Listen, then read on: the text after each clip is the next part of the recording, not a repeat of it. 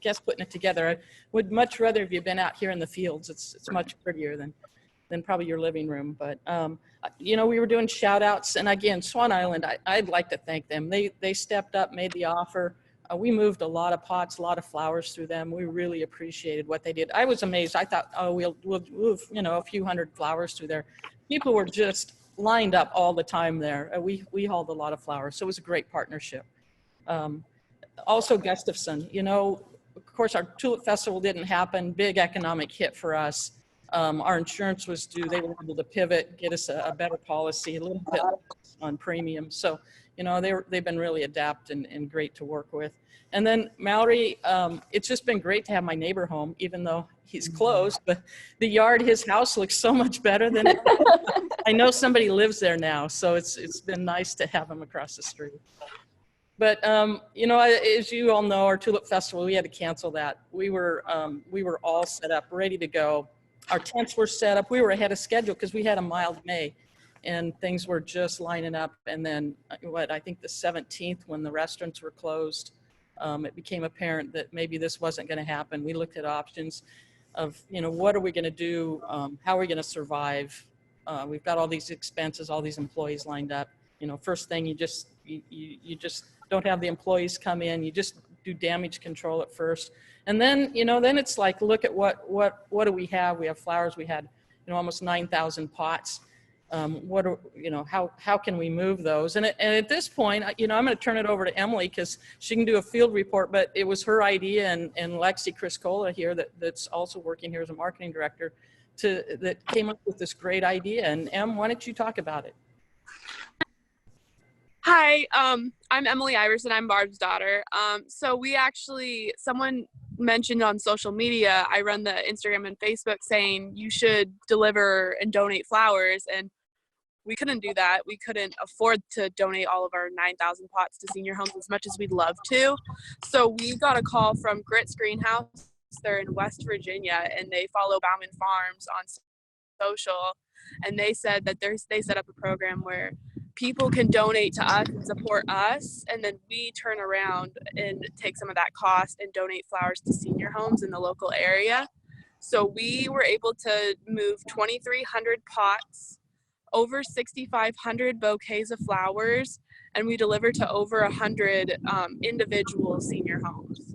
So it was a great turnout. We were featured all over the place, and we were having people pay and donate to us from all across the United States. It was so great.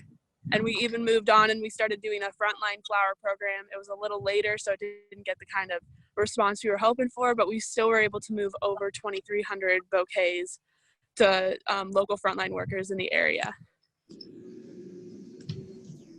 I mean, just the response was really heartwarming. It turned, you know, for us, we were able to move all the pots that we had between Swan Island and this senior program. It really helped us out. We were able to pay the bills. I mean, that was a big thing going into this. We were looking at all the bills we needed to pay and how we're going to make enough to cover those, and it did that. So, you know, that part of it was really good. But the response from the senior homes and frontline workers. I mean, last night I got a picture from a nurse with a bouquet of tulips at Salem Memorial Hospital, and you know, the stack of cards we've gotten from senior homes has been amazing, and it's just heartwarming to make something, because normally, you know, we're creating memories for people to come out. It's like a unique experience they can't find somewhere else.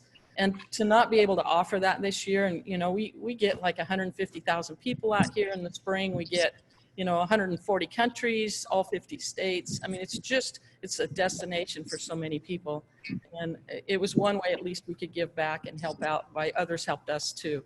So it was a great program. And you know, and then, you know, people still ask, you know, what can they do? I mean, we've still got wine you can order, and we'll even curbside delivery. There's no wine tasting, of course, but we're still selling our wine. We've done some Facebook Live events lately. So we did one in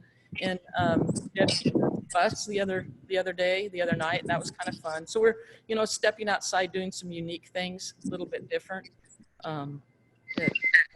Wines, we still have Red Barn hemp products here too for people, and still have a few cut flowers left. Your online winery tasting tour was a hit. Yeah, see, Tina's giving the thumbs up.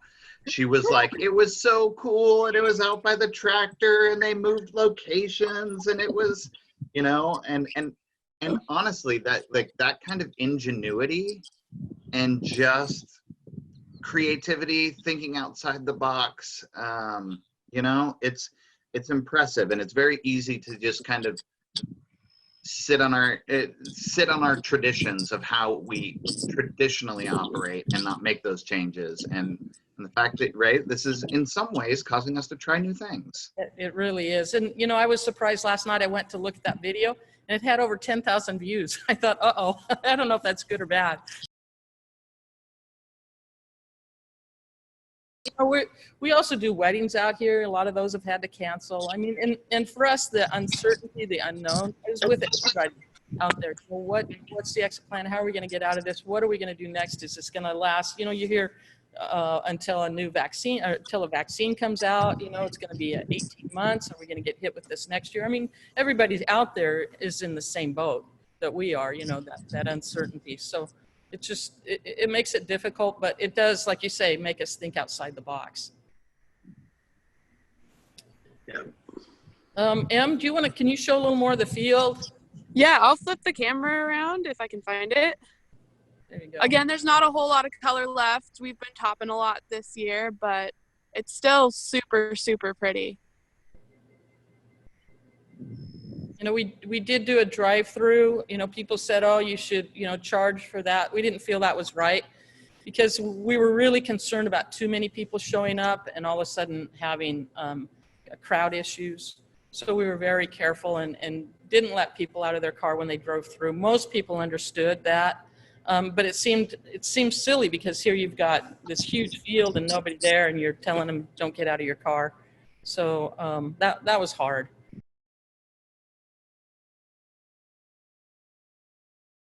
How many acres of CBD hemp will you have in the ground? So this year, you know, it's everybody, I don't know if everybody knows, but the bottom fell out of that market. So we went, what was there, 63,000 acres of hemp grown last year in Oregon alone. About 25,000 would have fulfilled the entire market in the United States for CBD oil. So the price went like from $40 a pound to 10. 10 is optimistic. Most people can't move it at all. You know, I got asked again yesterday if I could buy somebody's hemp. It's just, there's no market.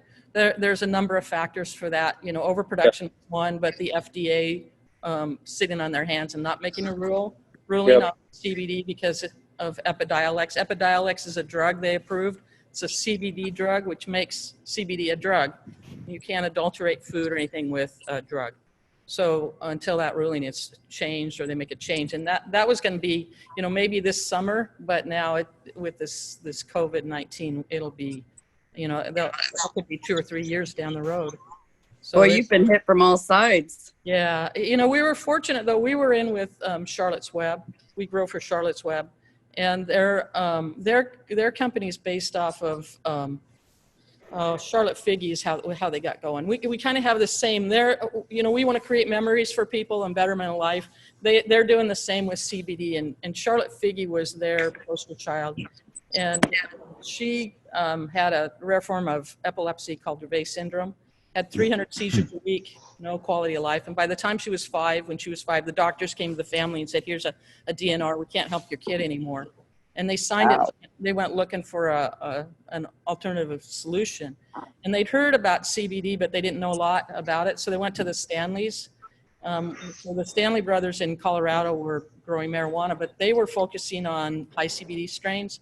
And they had a particular variety they called Hippie's Disappointment, because obviously Hippie's Disappointment had no high. So this was a variety they used for Charlotte, and she went from 300 seizures a week to less than 1 a month. So it saved her life. The kids that have that, same sort of thing. Unfortunately, she passed away a couple weeks ago at age 13. So very devastating, just, number of circumstances there. But anyway, that's sad. It's been real hard on the Stanley. But anyway, so back to your story. How many acres of will we grow this year? Probably less than 50. Yeah. There's just such a glut out there and a glut of oil. There's lots of opportunity though. A lot of the bigger extractors are struggling, going under. We'll just see where this market goes. Sure.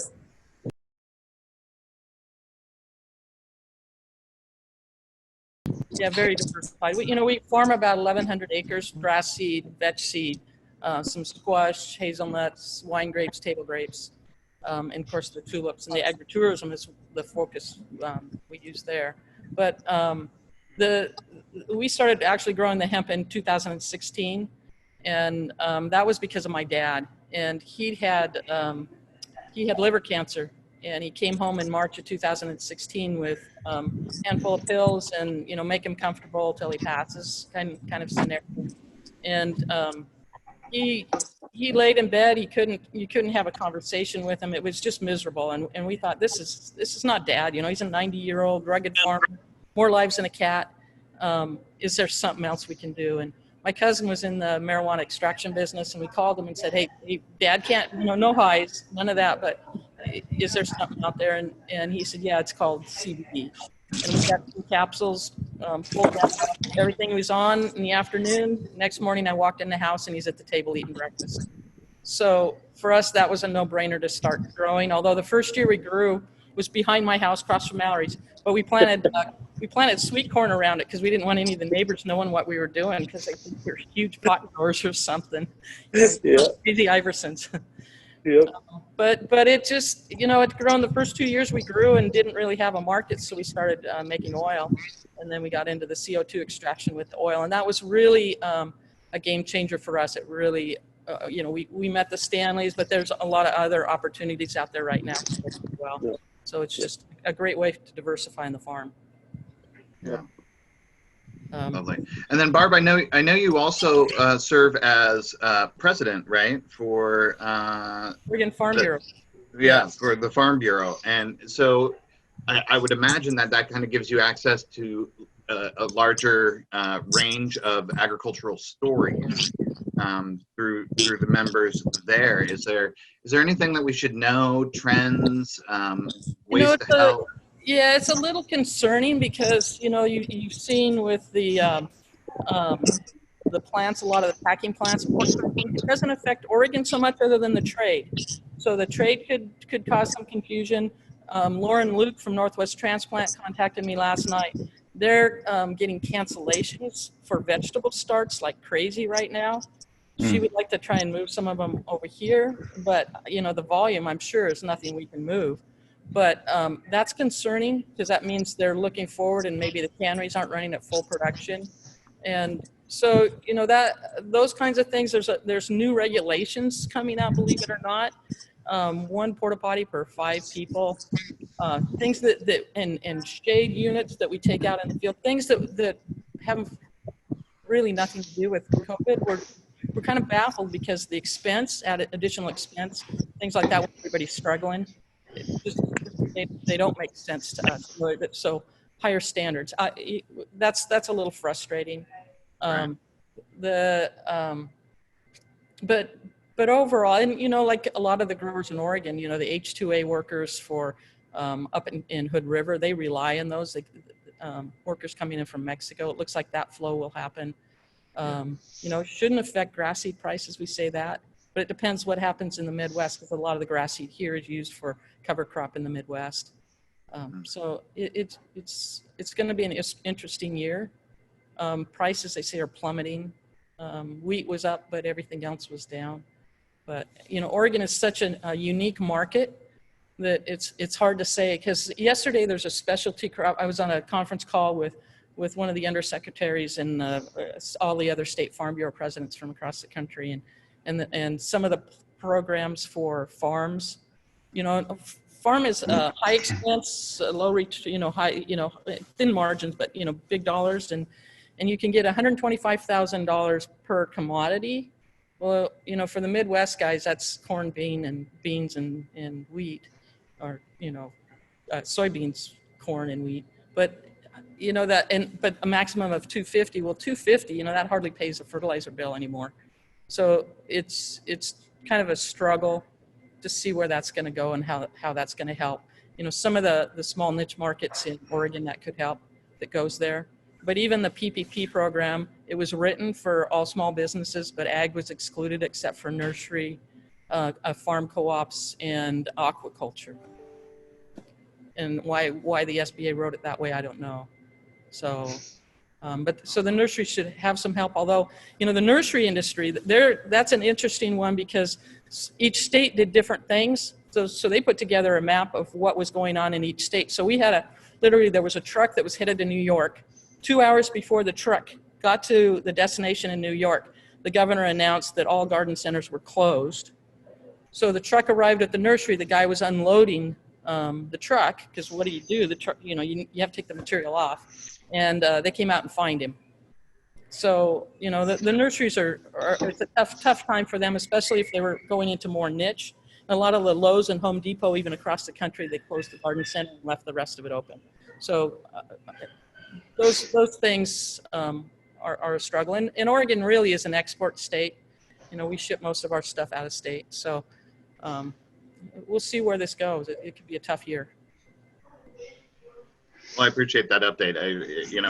It's a privilege to have you in that position and to hear from you on what's going on more broadly. Did anybody else have any other questions for Barb or the team? I guess I have a question. I have some relatives over on the northeastern side of the state, and it seems like there's always a divide between the educated biology specialists in the metropolitan areas between the real feet on the ground farmers. Do you feel like you have an easy time communicating what is realistic and not? I mean, especially with all these requirements they're making you do, just red tape legislation and stuff. Do you feel like there's a good communication there, or how? I mean, we're kind of on the border, in the Willamette Valley with small businesses here, so we kind of see the farm and more metropolitan thing. What can we do as small businesses to, and I don't know if there's anything other than being on the farm board or something, but do you feel like that communication is clear between those that suggest rules and those that have to actually apply them? There's a huge disconnect. I think because we're so far away from the farm anymore, and less than 1% of us farm, it's easy to demonize us. And even though, we're the rules and regulation, and I've been in this business for, 40 years, and the changes over the last 10 have been horrendous. And, case in point, when 2 years ago we had a heavy snow on Eastern Oregon over there, and a lot of the onion sheds collapsed. So there were 130 contracts for onions from Oregon with the local packing plant. This last year, there's now 30. 100 of those guys moved across the border to Idaho because it's more business friendly to ag. So, you talk to farmers, there's a huge frustration. Right now, there's the cat tax. Again, we're low margin business, but we're high volume dollars. It always looks good on paper for farmers because, oh, look how much you made, but, look how much you spent. And there's a real frustration of how do we manage that, and cost of goods, even the way that was written, doesn't really apply to agriculture because we work on a cash basis. So it's really confusing. Plus, most of our crops are exported, but you have to have a sheet that says, oh, this percentage of your crop went out of state. So it's just really confusing at a time when already you're cash strapped, and there's like no budge on it. The cap and trade was a similar thing for us. So cap and trade would have cost our farm over $32,000 in 1 year. And a lot of that has to do with, we use a hop dryer for the hemp. So that was going to be a $22,000 bill a year just for that cat tax. And it really accomplished nothing because of where that money went and how it was funneled. And then there was no, we have areas, riparian areas on the farm. We don't touch, we don't do anything. There's no credit for that carbon, that we sequester in those areas. It's just, there was no trade-off. It was just another tax for us. So those things are frustrating because there seems to be a lack of understanding of what there are. And I did a talk recently and started counting the different agencies, and I think I quoted about 40, between the state, the local, the feds, that we have to deal with. And it's crazy. And what one agency will say, another one might say something else, and you're trying to figure out, okay, who do I listen to? You know, that even the new rules that OSHA is putting out, you know, we're supposed to, for housing, for example, in Hood River, they're supposed to go in and clean in the house. Well, wait a minute, you're going to go into somebody's private home and clean? You can't do that. So some of the stuff just makes no sense to us. No. Oh yeah, Barb, go ahead. I forgot to mention, so in case we're still, well, another way to support us, I guess, is we sell tulip bulbs. So you can order for your own home. So we've got a catalog that we printed that we're going to use again next year because we didn't use it this year. But you can also go online and order bulbs there. The other thing is, when we were talking about the PPP program, we applied for the economic injury disaster loan, and it's been about 3 weeks, and I've just heard crickets. And email, no, nothing. So I decided to call the number yesterday because I thought, oh, I have time, I can sit on hold. Somebody actually answered that phone. Wow. He couldn't tell me anything. It was just a strange call. I had a hard time understanding him, but he told me everything was going to be great. It was just an odd conversation, but yeah. So he said, within 3 weeks, you're going to get it. When did you apply? And it's been about 3 weeks, but he was all just, everything was going to be roses. So anyway, it was just an interesting call. He couldn't look up my case number or anything else. He just told me, wow, great. Really happy. They just planted that guy and didn't even give him a computer. They're just like, just pick up that phone when it rings. Tell him it's going to be okay. And you're going to like the result. It's going to be great. There's every little thing is going to be all right.